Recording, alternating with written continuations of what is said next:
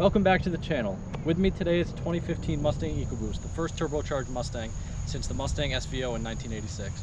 Does this turbocharged four-cylinder live up to the Mustang legacy? Let's find out.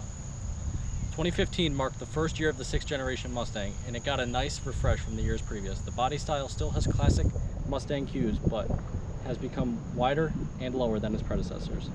Starting with the exterior, this particular Ecoboost Performance Pack is equipped with 19-inch ebony black paint aluminum wheels, as well as bigger brakes than the base model Ecoboost. Onto the back now. Mustang stock come with the tri-bar sequential taillights, but I've changed them out for the circle taillights to give it a unique look. Check the link in the description below if you have not already seen this video. Onto the trunk now.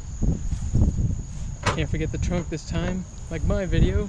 The trunk is decently big, bigger than the Camaro, but smaller than the competitor of the Challenger. It has no problem fitting a full-size set of golf clubs, so Of course. hit the links with this. Heading to the front of the car, we have LED headlights, a tri-bar which matches the back of the car. Well, it used to, Tim. Oh yeah, I changed them. Yeah. Link in the description. And then classic pony emblem right here, so people know we've got a Mustang, not no Camaro or Challenger. And then what about the windshield, Tim? As far as I've been able to see, the windshield is the only spot on this entire exterior of the car where it says Ford, so that's a cool fact. And we will head into the interior now. So we're into the interior now. The Mustang interior got a complete rework in 2015 with less cheap plastic and more technology available than the previous model. Premium options include heated and cooled seats, a nice big touchscreen, but without Apple CarPlay and Android Auto, and My Color, which allows the driver to choose the color in the cabin at night, which I think is an awesome feature. Another cool feature is the puddle lamp on the premium package, where a horse portrays on the ground when unlocking the car at night. My favorite part about the interior is the two gauges you get when you get the Performance Pack. These gauges show your oil pressure and PSI and boosting PSI, which is pretty cool. Shows you have a turbocharged engine. Cool, I hope they can see that. Yeah. Some features that I think are pretty cool about this car, which not a lot of people know, is if you open up the center console, here it says pens. What goes there? A pen. A pen. Not a lot of people know about that. And it matches the seats almost. Oh, I forgot to mention my red-brown leather seats, which come with the Performance Pack, or Premium, rather. Second cool feature is, Dave's too tall, so his knees are going to hit, but we have a second glove box up here. If you hit this yellow tab, boom, hidden glove box to hide stuff.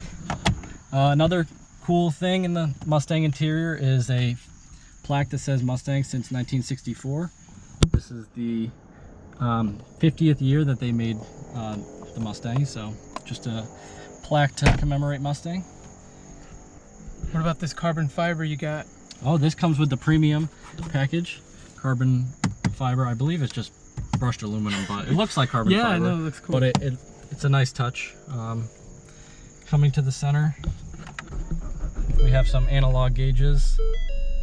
We got RPMs on the left and speed on the right. And you got Post Malone. And we got Post Malone blasting, as you know. Don't sue us, Post.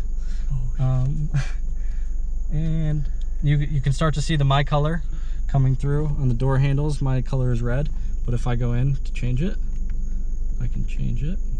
Settings, My Color, ambient light, ambient color. Oh, and it says not adjustable in daytime because it's still laid out. the sun's out.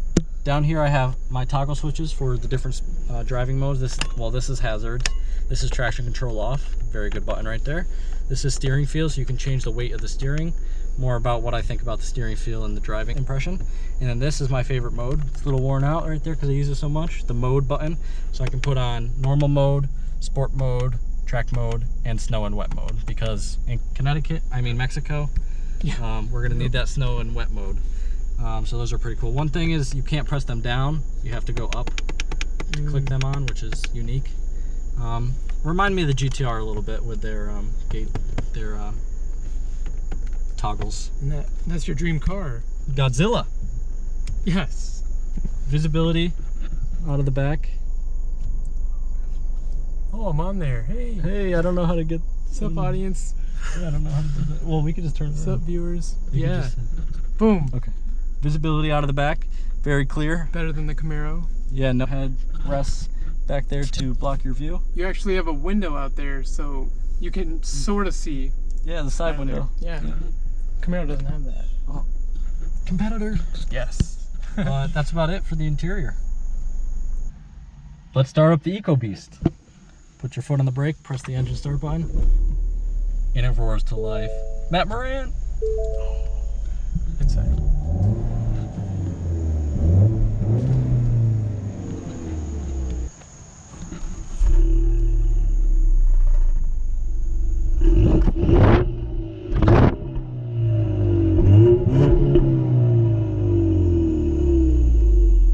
Sounds good, doesn't smell good.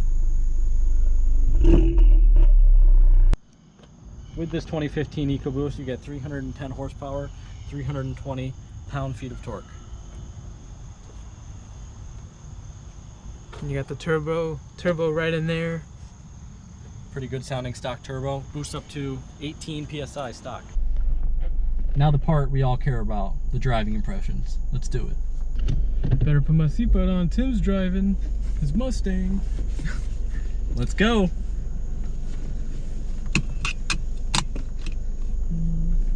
First step, sport mode. Good, not track mode. I don't often use track mode. Remember the last time you did? I skidded.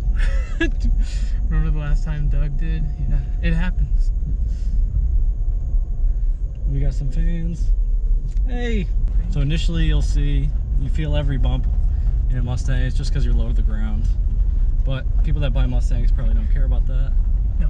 At low speeds, you can hear the turbo whine pretty good. Oh yeah.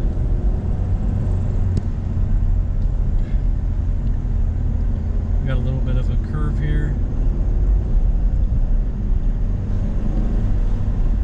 You definitely feel the weight of the car. It's a decently heavy car, but better than the Challenger for sure in terms of feeling the weight. Yeah, the Mustang is just more dense, I feel like. More within It's a itself. smaller car. Yeah.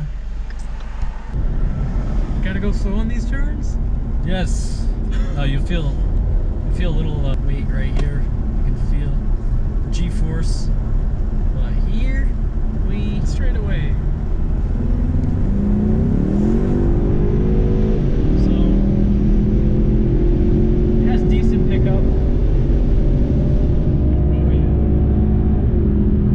Once it shifts into that high gear, you start to fly, but the low gear kind of a little lax. But it holds the RPMs well in the gears. Pretty easy to maneuver. We'll do another quick 70 roll here and foot to the floor. Takes a little delay, but then you're off. Pedals are a little bit delayed for sure. I wish they were much quicker. Definitely not dual clutch or anything like that. So it's definitely delayed. Is this a 10-speed? 6-speed auto. 310 horsepower, 320 foot-pounds of torque. There's another Mustang friend. Thumbs up. He's got sequentials though. Yeah, we're gonna get off this highway. It has really good pickup. You think? Like, yeah, oh yeah. Yeah. It's slow initially, there's a little lag, and then once it connects and hits that gear, once that gear changes, you can feel the turbo kick in and Yeah. For a 4-cylinder turbo, like, it's pretty good. yeah. They call this the V6 killer. This, I believe 2 years later, they discontinued the V6.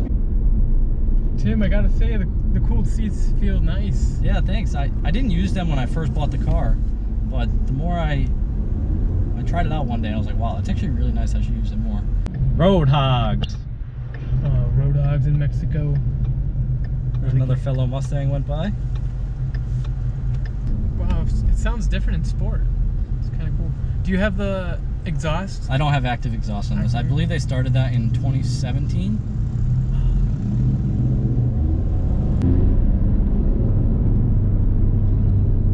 You thinking about getting an exhaust, Tim? Nah, probably not. It kind of sounds a little too synthetic for me with an exhaust. accept the lawnmower sound and But maybe listen to the turbo. Maybe up in the higher RPMs it might sound better. I feel like it would. I think next cold air intake is what I'll get, which will have the sound a little And then bit you'll better. tune it. One last acceleration here. Here we go. Picks up really well once you hit that second gear. Yeah. And that's it for the driving. For all your street racers out there, Ford has a built-in 0 to 60, 0 to 100 timers, where if you hit track apps, and you can do acceleration timer and pick which one you want and it'll time it. Let's just view results, all-time best. As you can see, my best time is 5.5, 0 to 60 in the Mustang Ecoboost. So it just barely beats the Subaru at 13 seconds, 0 to 60. We didn't get to do an AVI tested, so we'll just have to do the book value. You're right. 5.5 versus 13. And that's the Mustang Ecoboost review. So, is it worthy of the Mustang name? I think yes. And now it's time for the star rating. For the first category of the star rating, we will look at the head turner category. The Mustang Ecoboost is noticed more than a standard everyday car and gets a 7 out of 10. The next category deals with acceleration and pull. With 310 horsepower and 320 pound-feet of torque, the Mustang gets a respectable 7 out of 10 with a 0 to 60 reported time of 5.3 seconds and an AVI tested time of 5.5 seconds. The next category is handling, which the Mustang gets a 6 out of 10 due to its inability to drive well under snowy conditions and its noticeable amount of body roll, but has better overall handling than an average car.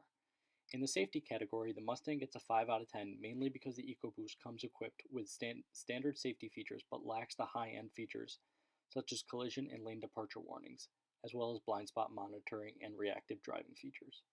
Finally, the affordability category, which measures the overall cost of the vehicle, total gas mileage, and maintenance costs. The EcoBoost Mustang gets a reasonable 6 out of 10 for a total of 31 out of 50 and an overall star rating of 3.1 out of 5.